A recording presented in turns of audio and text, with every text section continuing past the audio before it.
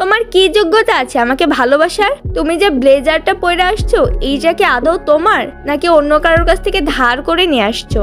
হ্যাঁ, এটা আমার না, আমি একজনের কাছ থেকে নিয়ে আসছি। জানতাম আমি।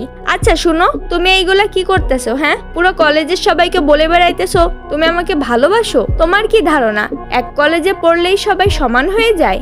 না, আমি সেইটা বলি নাই, আর আমি ওরকম কিছু ভাবিও না। আচ্ছা, তোমার ফ্যামিলি কি করে বলো তো? কি করে তোমার আব্বু?